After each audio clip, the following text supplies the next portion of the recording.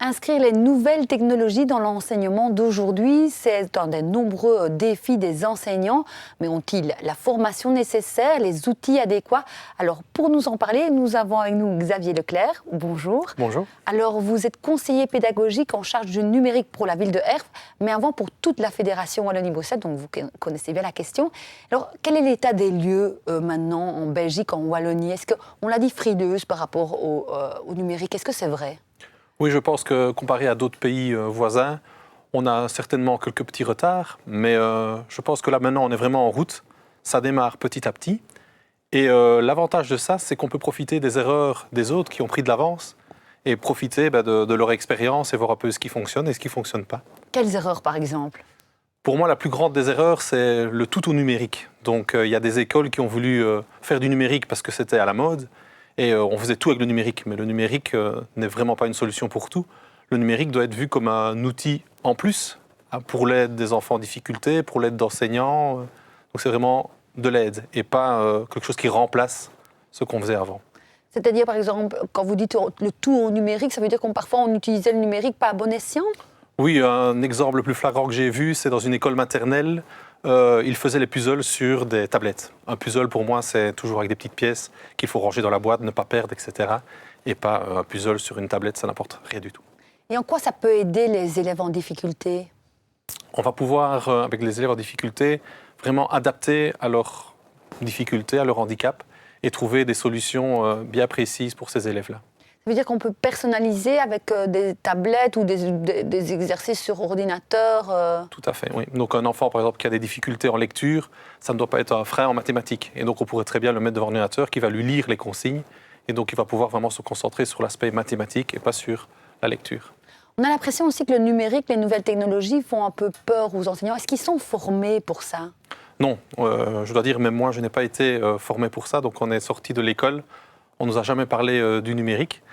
Donc voilà, on apprend sur le tas, mais je pense que le fait de ne pas avoir été formé et ne pas avoir vécu tout avec le numérique, on est beaucoup plus critique aussi. Et donc c'est ça aussi qui a fait qu'on a un peu de mal à démarrer. On est tellement critique que finalement on ne démarre pas.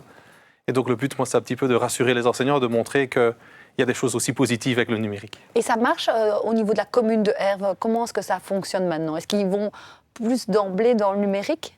Vraiment, donc ici sur la commune, je crois qu'on a vraiment très bien démarré parce que justement, ils se sentent soutenus. Et donc chaque fois que je propose un outil qui me dit « Ah, mais je ne suis pas capable de faire ça », ben, je peux leur dire « Si, tu es capable et je serai de toute façon à côté de toi, dans ta classe, pour lancer le projet et tu verras, ça va aller. » Et en effet, même les enseignants les plus réticents ont démarré avec des choses toutes simples, mais on a démarré avec le numérique sur la commune.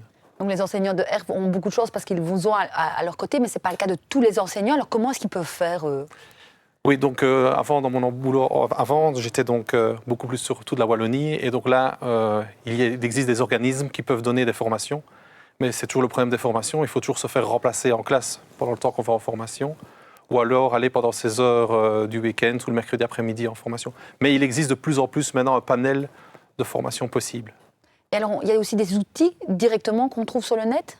Alors, il ne faut pas hésiter à faire des recherches sur Internet. Il y a des groupes sur Facebook où des enseignants partagent des outils qu'ils utilisent, des choses qu'ils ont déjà préparées.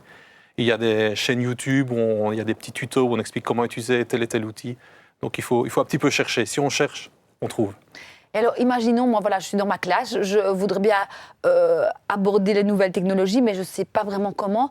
Par quoi est-ce que je peux démarrer? Qu'est-ce qui est le plus facile et le moins coûteux? Parce que toutes les écoles n'ont pas non plus d'outils.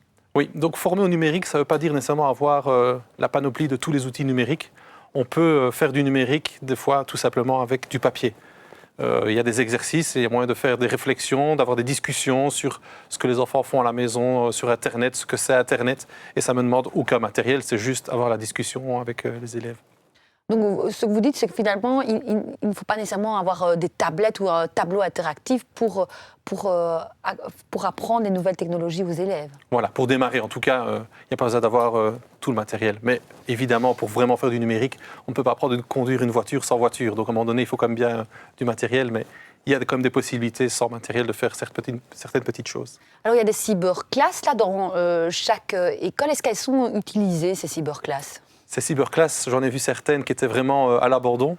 Et pourtant, même si elles sont déjà assez âgés, il y a moyen encore de faire des chouettes choses et d'utiliser certains sites Internet qui sont vraiment très bien faits. Et donc, ne fût-ce que ça, d'aller chercher les bons sites, apprendre aux élèves à faire des recherches, elles peuvent être utilisées tout à fait. Une chose qui fait peut-être peur aussi aux enseignants, c'est que les enfants ont l'air de connaître tout sur tout. Avec les nouvelles technologies, ils sont nés dedans. Est-ce que ça n'effraie pas un peu les enseignants? Si, ça effraie les enseignants et pourtant, là, c'est vraiment là le plus gros boulot qu'on a. Les élèves croient tout savoir. Et c'est vrai qu'ils sont à l'aise avec les outils, mais ils ne connaissent pas grand-chose. Ils sont de grands consommateurs. Ils font beaucoup de choses avec, mais ne comprennent pas ce qu'ils font et se mettent souvent en danger, et sans savoir pourquoi. Ils pensent que tout ce qui est sur Internet, il y a plein de choses gratuites. Et moi, j'essaie de leur expliquer que sur Internet, il y a très peu de choses gratuites.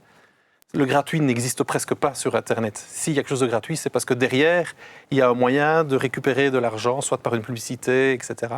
Et donc voilà, c'est tout cet enseignement-là qu'il faut amener dans les écoles d'abord, avant de se lancer tel quel vraiment dans la programmation, etc.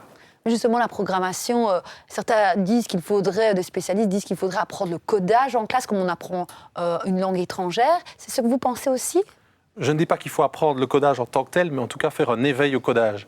Donc c'est vraiment éveiller aux bases. Et comme je dis, si on comprend comment fonctionne le numérique, comment fonctionne un ordinateur, eh bien c'est déjà les bases de la programmation. Après, vraiment, la programmation en tant que telle, laissons ça pour les grands dans le secondaire et dans le supérieur.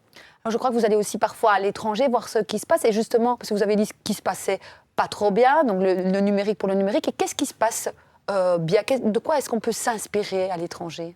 Moi, je m'inspire beaucoup de la Suisse, des écoles privées en Suisse.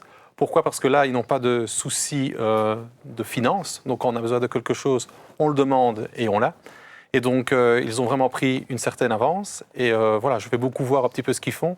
Et ils ont aussi une mentalité beaucoup de partage. Donc, il faut beaucoup de réunions entre eux pour partager ce qui fonctionne et ce qui ne fonctionne pas et remettre en question certains outils. Et qu'est-ce qu'on voit dans ces classes suisses alors? Alors, les classes suisses, là, dans celles, en tout cas les dernières que j'ai vues, elles ne ressemblent plus du tout à nos classes chez nous. C'est plutôt des salons avec des coins, des zones de travail, des travaux de groupe et des petits écrans pour partager le travail qu'un groupe aurait fait. Les élèves sont sur leur tablette. Il y a des tablettes et donc ils peuvent collaborer sur un même exercice. Et donc l'enseignant n'a plus le rôle il n'est plus sur son estrade de donner un savoir, il donne plutôt des défis. Et les enfants font des recherches et puis partagent avec les groupes, etc. Donc les nouvelles technologies peuvent aussi redéfinir finalement le rôle de l'enseignant. Tout à fait. Il y a moyen que les technologies un jour changent notre manière d'enseigner. Et une des craintes peut-être des enseignants, je lisais quelque part dans un article, c'est qu'ils ont peur de perdre finalement de ne plus avoir de perdre leur place d'enseignant. Et ça, c'est une crainte? Oui, je pense que c'est la peur du changement. Donc, enfin, comme dans tout, on a peur du changement, alors que le changement n'est pas toujours négatif. Mais restons quand même, je dis toujours, critiques et il faut savoir prendre les côtés positifs et refuser le côté qui ne fonctionne pas. Vous dites même que ça peut leur faire gagner du temps. Et ça, on a du mal à y croire. Oui, donc c'est clair que le numérique, au départ, quand on commence avec un outil, on en perd. Je suis bien d'accord parce qu'il faut apprendre à utiliser l'outil. Mais une fois qu'on le manie bien, on gagne vraiment du temps. Merci. On espère en tout cas que ça aura convaincu quelques enseignants de jeter un coup d'œil sur ce qui se passe sur Internet ou sur, vous disiez, des groupes Facebook. Oui. Merci en tout cas pour ces éclaircissements.